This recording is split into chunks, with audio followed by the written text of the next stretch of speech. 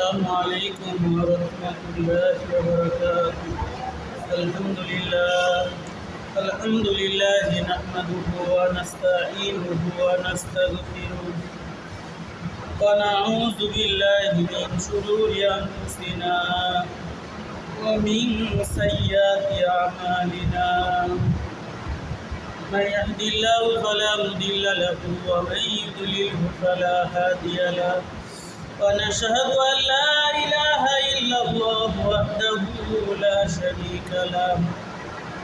وأشهد أن سيدنا وسندنا ومولانا محمدا عبده ورسوله الذي أرسله بالحق بشيرا ونذيرا وداعيا إلى الله بإذنه وسراجا منيرا. فقد قال الله تعالى في كلامه المجيد والفرقانه الحميد: أعوذ بالله من الشيطان الرجيم. بسم الله الرحمن الرحيم. وإذ قتلتم نفسا فادارأتم فيها والله مخرج ما كنتم تكتمون. فقلنا اضربوه ببعضها كذلك يحيي الله الموتى ويريكم آياته لعلكم تعقلون. وقال النبي صلى الله عليه وسلم: من بكى من خشية الله حرم الله تلك العين على النار، أو كما قال النبي عليه الصلاة والسلام.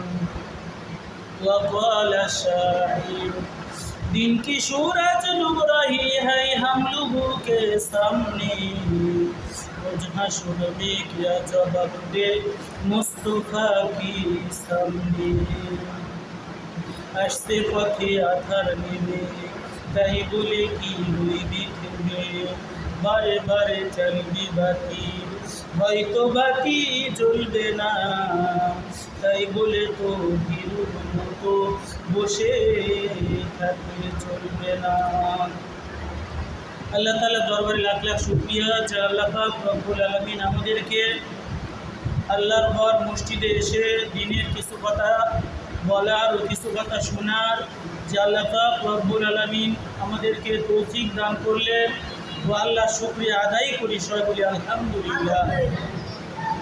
ওই নবীজির উপর দুরূদ করি যিনার উপরে আল্লাহ তার ফেরেশতা সমস্ত সৃষ্টিকুল যে নবীর উপর দুরূদ করে, আমরা আমাদের স্ব ভাষায় স্ব জবানে ওই নবীজির উপর একবার দুরূদ করি, সবাই বলি সাল্লাল্লাহু আলাইহি ওয়াসাল্লাম। আমরা ধারাবাহিকভাবে তাফসীর করতেছিলাম সূরাতুল বাকারা থেকে। আজকে সূরাতুল বাকারার 62 নম্বর আয়াত থেকে আজকের আলোচনা। আল্লাহ পাক বলেন: ওয়াইদ কাতালতুম নাফসান ফাদারাতুম ফিহা ওয়াল্লাহু মুখরিজুম মা কুনতুম তাকতুমুন। আর স্মরণ করো যখন তোমরা এক ব্যক্তিকে হত্যা করেছিলে, তারপর একে অন্যের প্রতি দোষারোপ করেছিলে, আর তোমরা যা গোপন করেছিলে আল্লাহ তা ব্যক্ত করেন। তাহলে আয়াত দ্বারা আমরা কি বুঝলাম? যে আল্লাহ পাক বলতেছেন স্মরণ করো যখন তোমরা এক ব্যক্তিকে হত্যা করেছিলে। তাহলে এক ব্যক্তিকে হত্যা করার কাহিনী, এই কথা যেটা আমরা শুনতেছিলাম যে মুসা আলাইহিস সালামের উম্মতের ভিতরে চাচা ভাতিজার যে দ্বন্দ্ব, যে ভাতিজা চাচাকে কি করেছে, খুন করে ফেলেছে। যে কথায় আল্লাহ করে 72 নম্বর আয়াতে বলতেছে: ওয়াইদ কাতালতুম নাফসান ফাদারাতুম ফিহা আল্লাহু মুখরিজুম মা কুনতুম তাকতুমুন। আর স্মরণ করো যখন তোমরা এক ব্যক্তিকে হত্যা করেছিলে, তারপর একে অন্যের প্রতি দোষারোপ করেছিলে। যে তোমরা স্মরণ করো যে তোমরা এক ব্যক্তিকে হত্যা করেছিলে, এরপরে হত্যার দোষারোপ তোমরা অন্যের প্রতি দোষারোপ করেছিলে। যে এই খুন আমরা করি না, এই খুন মনে হয় আরেকজন করেছে, এভাবে যে নিজেকে বাঁচানোর কি তোমরা চিন্তা ফিকির করতেছিলে। আল্লাহ বলেন আল্লাহ মুখরিজুম মা কুনতুম তাকতুমুন, আর তোমরা যা গোপন করেছিলে আল্লাহ তা ব্যক্তকারী। যে তোমরা যা কিছু গোপন করো না কেন এগুলো আল্লাহ কি করবে? আল্লাহ একদিন অবশ্যই বিচার করবে। যে 2013 সালে শাপলা চত্বরে আলেম ওলামাদেরকে যারা পাখির মতো গুলি করে মেরেছিল, মিডিয়ার সামনে বলে যে আমরা কি হেফাজত কর্মীরা রক্ত মেখে ঘুমিয়ে আছে। তাহলে আল্লাহ পাক কি দুনিয়ার সমস্ত মানুষ, দুনিয়ার যত কি মিডিয়া সব কিছুই বন্ধ করে দিয়ে যদি তোমরা মিথ্যা কথাও বলো, আল্লাহ বলতেছেন আল্লাহু মুখরিজুম মা কুনতুম তাকতুমুন, তোমরা যা গোপন করেছিলে আল্লাহ তা ব্যক্তকারী। হাসরের মাঠে সব বলে দিবে। মনে করেন যে আমি আপনি যে যেখানে যে পাপ করি না কেন হাসরের মাঠে আল্লাহ কি সব কিছুই সেদিন দেখায় দিবে। সূরা কাহাফের ভিতরে আল্লাহ বলেন ইয়া ওয়াইলাতানা মালি হাযাল কিতাব লা ইউগাদিরু সগীরাতান ওয়ালা কাবীরাতান ইল্লা আহসাহা। মানুষ সেদিন আফসোস করে বলবে হায়রে আমলনামা, আমার ছোট বড় যা কিছু করেছি প্রকাশ্য অপ্রকাশ্য সব আজকে হাসরের মাঠে এগুলো আমলনামায় উঠে গেছে। তাহলে আমরা যখন যেখানে যা করতেছি গোপনে করি প্রকাশ্যে করি, দুনিয়ার মানুষ দেখুক আর দুনিয়ার মানুষ না দেখুক, সবগুলোই কি আল্লাহর সিসি ক্যামেরায় উঠে যাইতেছে। যে দুনিয়ার মানুষ কি করে, বড় বড় বিল্ডিংয়ে বাসা বাড়িতে রাস্তার মুড়ে মুড়ে কি করে সিসি ক্যামেরা লাগানো থাকে। যে হরতালের দিনে কে কোথায় বোমা মারতেছে, কে কোথায় কি পিকেটিং করতেছে, কোন দল আওয়ামী লীগ না বিএনপি জামাত শিবির না কোন দল কে কী করতেছে, সবগুলোই যেরকম সিসি ক্যামেরায় উঠে। আল্লাহ বলেন যে হাসরের মাঠে এগুলো আল্লাহ কি করবে, কিয়ামতের দিনে লাইভ সাপোর্ট এখানে লাইভ দেখানো হবে। যে একেবারে আল্লাহ হাসরের মাঠে লাইভ দেখাবে যে বান্দা তুমি অস্বীকার করতে পারবে না, তুমি দুনিয়ায় যা করেছিলে আজকে সব কিছুই তুমি দেখো। ভিডিও অডিও এগুলো কে করে? কিরামান কাতিবিনা ইয়ালামুনা মা তাফআলুন। সূরা ইনফিতারের ভিতরে আল্লাহ বলেন যে কিরামান কাতিবিন, দুইটা সম্মানিত লেখক। তারপরে মানুষের সামনে পিছনে 10টা হেফাজতকারী ফেরেশতা। তারপরে আমি আপনি যখন পাপ করি আল্লাহর ফেরেশতা সাক্ষী থাকে, আল্লাহর ফেরেশতা সাক্ষী থাকে কিরামান কাতিবিন। তারপরে যেই জায়গায় কি করা হয়, পাপ করা হয়, ওই জায়গার জমিন কি থাকে, সাক্ষী থাকে। ওই জায়গার শুধু জমিন না, 7 তবক মাটি পর্যন্ত সাক্ষী হয়ে যায়। তাহলে আমি আপনি যে যেখানে যাই করি না কেন, যতই খারাপ কাজ করি আর যা করি, এগুলো দুনিয়ার মানুষ যদি না দেখে, এগুলো কি আল্লাহ দেখে। আল্লাহ বলেন সূরাতুল মুমিন ইয়ালামু খাইনাতাল আয়ুনি ওয়া মা তুখফি সুদূর। বান্দা তুমি কি করো, তোমার চোখ কি লুকাচুরি খেলে, মনের ভিতরে কি জল্পনা কল্পনা হয়, কোন মানুষের খারাপ করার চিন্তা করো। যে প্রত্যেক দিন ফজরের নামাজ হওয়ার পরে যে দুনিয়ার মানুষেরা দুনিয়ার পিছনে পড়ে যায়, কেউ আছে ভালো নিয়ত আর কেউ আছে খারাপ নিয়ত। এটাই আল্লাহর পয়গম্বর বলে লায়াতিয়ান্না আলান নাসি জামানুন লা ইউবালিল মারই আখাযা মিনাল হালালি মিনাল হারামি। আল্লাহর পয়গম্বর বলেন সে জামানায় যে আমার কিছু উম্মতেরা হবে যারা সকালে এই ফিকির নিয়ে ব্যয়ী হবে যে আমার কি টাকা পয়সা মাল ধন সম্পদ যেটা কামাই করি এটা ডান হাতে আসলো না বা হাতে আসলো, এই চিন্তা সে করবে না। যেটা হালাল না হারাম এই চিন্তা এই ডিপেন্ড মানুষ করবে না। মানুষের নিয়ত হলো যে আমার টাকা কামাই করতে হবে। যে আমি চুরি করি, ডাকাতি করি, পরের সম্পদ নিয়ে খাই, যে করেই হোক আমার সম্পদ কামাতেই হবে। তাহলে আমি আপনি যা করি আল্লাহ বলেন আল্লাহু মুখরিজুম মা কুনতুম তাকতুমুন, যে তোমরা যা গোপন করেছিলে আল্লাহ তা ব্যক্তকারী। আল্লাহ সব কিছু কি সেদিন ব্যক্ত করে দিবে। আল্লাহ বলেন আল্লাহু বিমা তা'মালুনা বাসীর, তোমরা যা করো আল্লাহ কি করে সব কিছুই বাসীরুন, আল্লাহ সব কিছুই দেখে। আল্লাহু বিমা তা'মালুনা খবীর, তোমরা যা করো আল্লাহ সে সম্বন্ধে খবর রাখে। তাহলে আল্লাহ কি করে সব সময় খবর রাখে যে বান্দা তুমি আমি আল্লাহ থেকে কি হয়ে যেও না, গাফেল হয়ে যেও না, আমি আল্লাহর কাছে তোমার আসতেই হবে। তুমি কিসের দুনিয়ার পিছনে পড়ে আসো যে তুমি আজ মসজিদে আজান হয় হাইয়া আলাস সালাহ হাইয়া আলাল ফালাহ, যে আসো নামাজের দিকে আসো, আসো কল্যাণের দিকে আসো, কিন্তু আজ তুমি আজানের ডাক তুমি শুনো না, আজ আজানের ডাক শুনো না, আজ আজানের ডাক না শুনে যে দুনিয়ার পিছনে তোমরা পড়তেছো। আল্লাহর পয়গম্বর বলেন আর দুনিয়া জি ফাতুন ও তালিবুহা কিলাব, দুনিয়া একটা নাপাকি, এর পিছনে যারা ঘুরে তারা হলো দুনিয়ার কুকুর। এই জন্য আমরা যে সাহাবায়ে কেরাম দুনিয়ায় ছিল, তারা দুনিয়ায় থাকতেই আল্লাহকে রাজি খুশি করে 10 জন ব্যক্তি তারা জান্নাতের ওপেনলি সার্টিফিকেট পাইছে।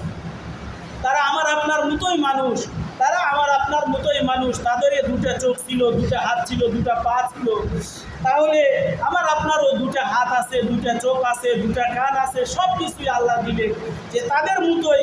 কিন্তু আমরা পরকালের কি কোনো চিন্তা করি না, আমরা শুধু দুনিয়া নিয়ে পেরেশান, দুনিয়া নিয়ে বিজি। এই দুনিয়া নিয়ে পড়ে থাকলে হবে না। আল্লাহর পয়গম্বরের জামাতা আলী রাদিয়াল্লাহু তাআলা আনহু বলেন যে দুনিয়া আখিরাত দুইটা সতীনের মতো, দুনিয়া আখিরাত দুইটা সতীনের মতো। আপনি দুনিয়াকে রাজি করবেন, আখিরাত আপনার ফৌত হয়ে যাবে। আপনি আখিরাতকে ভালোবাসবেন, দুনিয়া ফৌত হয়ে যাবে। যে এই জন্যে বুদ্ধিমান তো তারা, ইন্টেলিজেন্ট তারা, যে যারা দুনিয়ায় থাকবে, যে কথা বলে যে ধরি মাছ না সুই পানি, ধরি মাছ না সুই পানি, যে দুনিয়ায় থাকবে, দুনিয়ার আলো বাতাসেই সে থাকবে, কিন্তু দুনিয়ার মহব্বতে সে জড়াবে না। দুনিয়ার মহব্বত, আল্লাহর পয়গম্বর বলেন হুব্বুদ দুনিয়া রাসু কুল্লি খতিয়া, দুনিয়ার মহব্বত সকল গুনাহের উৎস। যে দুনিয়া যখন আমি ভালোবাসবো তখন আমার কি আখেরাত আমার থেকে ভূত হয়ে যাবে।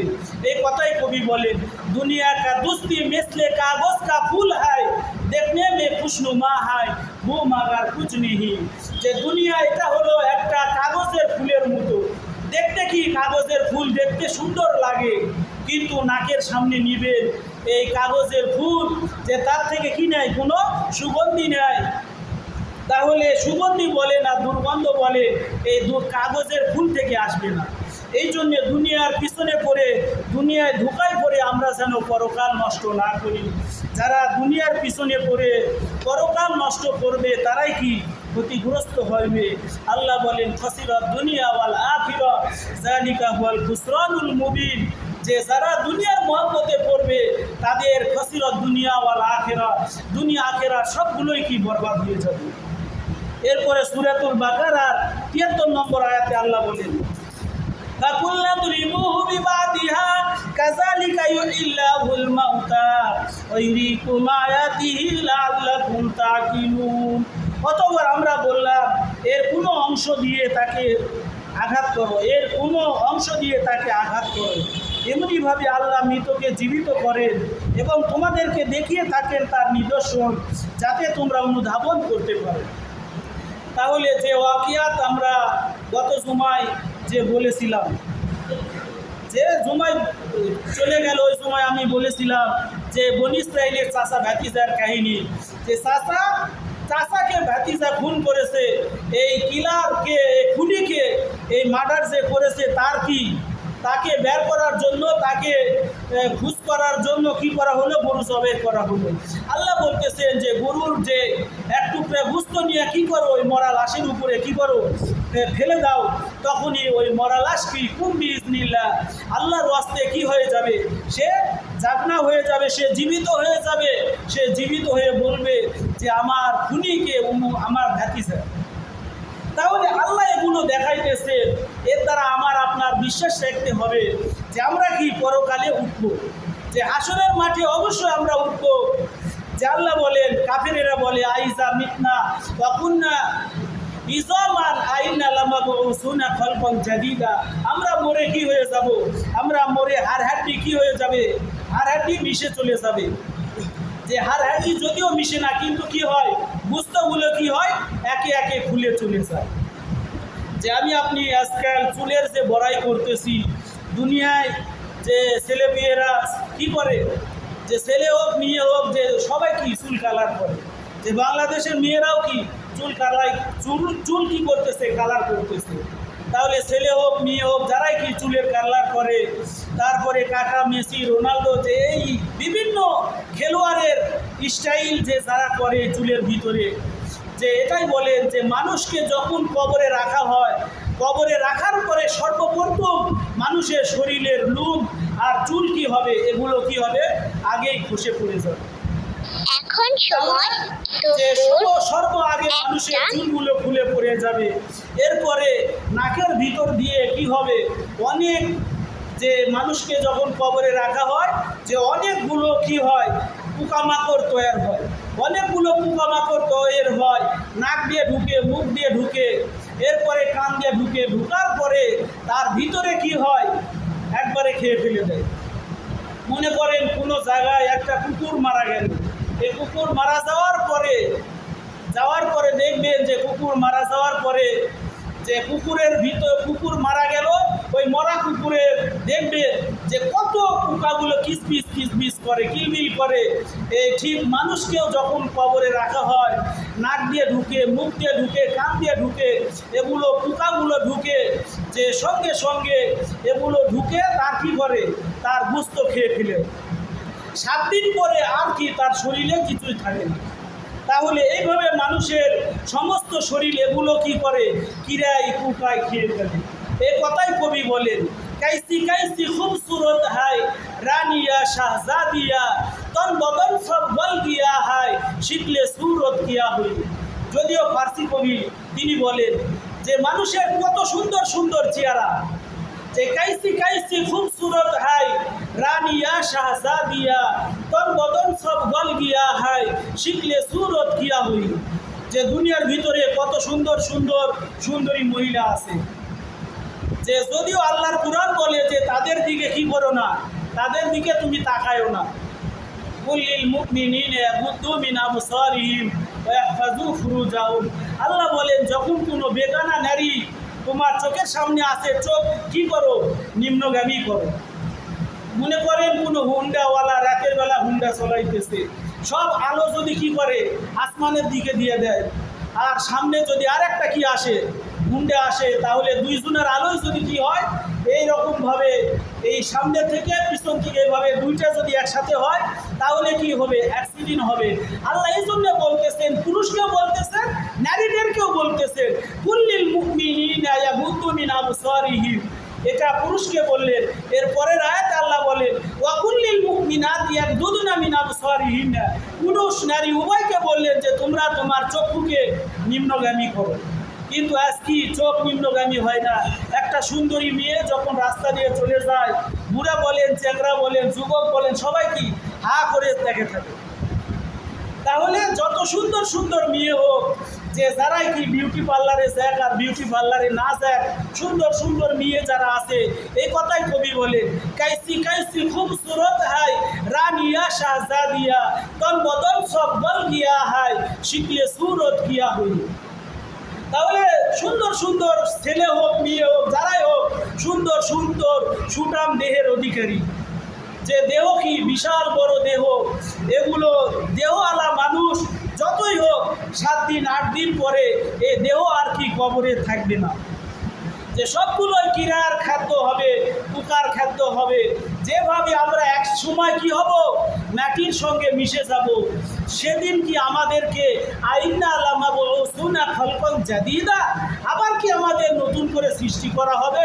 সূরা বনী ইসরাঈল এটা খুলে দেখবেন যে এই জায়গায় আল্লাহ বলেন, আল্লাহ বলতেছেন, হে নবী আপনি বলে দেন, আইন্না লামাবউসুনা খালকান জাদীদা, কুল, হে নবী আপনি বলে দেন, কুল কুনু হিজারাতান আও হাদিদা, যে তোমরা লোহা হয়ে যাও আর পাথর হয়ে যাও, লোহা হও আর পাথর হও। আল্লাহ কি করবে, হাসরের মাঠে তোমাদেরকে উঠাইবে। আও খালকাম মিম্মা ইয়াকবুরু ফি সুদুরিকুম, যে অবশ্যই হাসরের মাঠে আমার আপনার উঠতেই হবে। যে আমরা ইমানে মুফাসসাল করেছি, ওয়াল বাসি বাদাল মাউত, মৃত্যুর পর পুনরায় জীবিত হওয়ার উপর ঈমান আনলাম। তাহলে অবশ্যই হাসরের মাঠে আমার আপনার উঠতেই হবে। যে আমার আপনার শরীর পোকায় খেলো, কিন্তু আমার আপনার যে কি কয় মেরুদণ্ডের যে হাড়, এই হাড়টা কি হয় না, নষ্ট হয় না। এই হাড় কি হয় না, নষ্ট হয় না।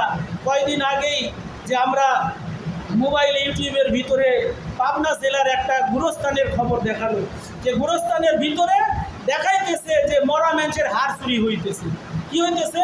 মরা মানুষের হাড় হাড্ডি এগুলো কবর থেকে কালো বুরকা পরে, ফেরেশতা আসে না তো, কে আসে? মানুষই চুরি করে নিয়ে যায়। যে কালো বুরকা পরে আসা তারা কি কবর খুঁড়ে এই হাড় হাড্ডিগুলো নিয়ে যায়। তাহলে এই হাড় হাড্ডি বিক্রি করে খেয়ে পাউডার হয়ে যায়।